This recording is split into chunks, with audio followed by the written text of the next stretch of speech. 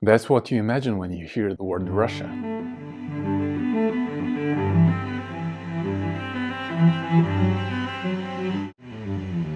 Yes, it's cold here. Russia has a large face measurement and most of its territory is cold and barren. Just have a look where the majority of population lives, mostly European and southern parts. There is the coldest city in the world, in Siberia, called Yakutsk, having minus 60 degrees Celsius in winter, and it's normal there. Moscow is actually among the coldest cities too, and there are lots of Russian cities. And Moscow is actually not the worst one. Probably even the warmest place. Things are not that bad, guys. Russians have love-hate relationships with winter. It's a beautiful season, but it lasts for too long. Speaking about Moscow, winter lasts here for 6 months. The first snow falls down usually in November and completely melts down somewhere in April. During this period, you are less likely to see some sun, but fresh snow is always there and it makes days brighter.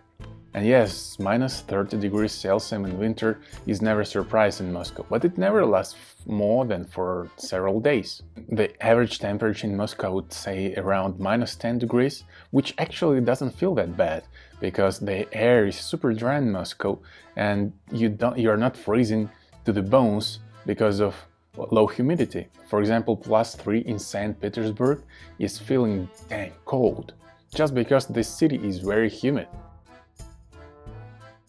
And to protect from cold winter, you need to know how to dress. I'm a bad example. I don't like warm clothes, so I just put on many layers. But usually big fluffy warm jacket or a furry coat along with some shoes with fur inside is enough. By the way, apartments in Moscow are all very warm. Average temperature inside is 20 degrees Celsius. Some homes have strong heating and it gets up to 25 degrees. We have central heating in Moscow, meaning that the city decides when to turn on the heat in my apartment, and the heating bills are usually around $100 per month. But things are not that black and white here. There can be years without a proper snowy winter in Moscow. The temperatures can last above zero for a very long time, and it is raining instead of snowing, and the overall winter reminds some European winter, like somewhere in Berlin or Amsterdam, for example. But this time we're lucky, and I'm enjoying super snowy days, and this time there is even some sun. The thing I highly dislike in Moscow winter is that temperatures here are highly volatile. What I mean is, for example, today we're having -1 degree and it started to snow. Next morning it freezes down to -18 degrees, and by the evening it's already +1 and raining. Just a real roller coaster for people really sensitive to weather conditions. And do you know actually what is the first thing that people in Moscow are doing when winter is coming? They are changing tires to spiky ones. Yeah, it's the law. During summer period you can't be riding winter tires, and during winter you need to be riding special winter tires with spikes. And icy roads and sidewalks is actually a big issue here. The public services in Moscow are doing their best to clean the roads and streets really fast, so you can be sure there's no ice on the roads, only the dirt and disgusting slush.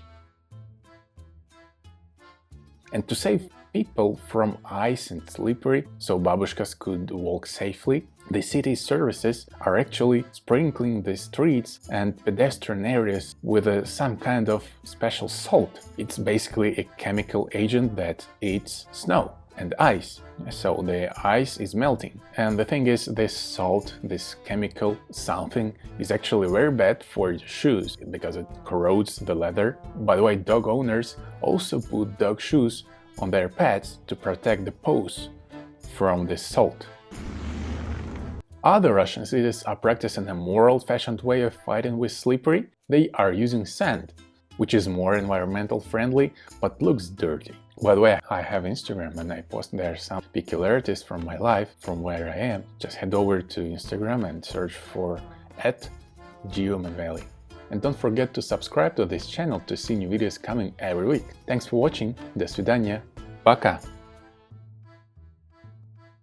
Oh, And by the way, if you are feeling generous and you want to support this ad-free channel, you can do this on Patreon. Just head over to patreon.com/GioManueli and check out some exclusive perks from me.